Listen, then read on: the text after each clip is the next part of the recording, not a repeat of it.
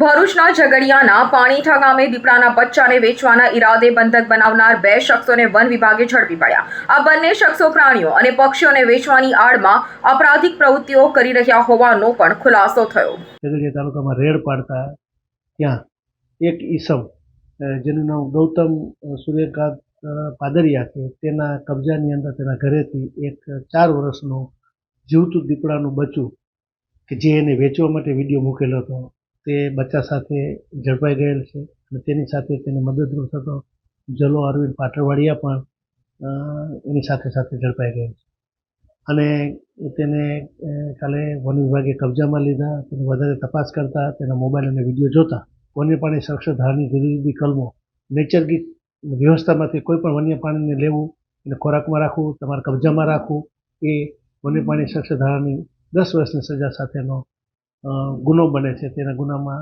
અત્યારે ગુનો જાહેર કરેલો છે અને બંનેને અટક કરી અને આગળની કાર્યવાહી માટે તૈયારી કરી.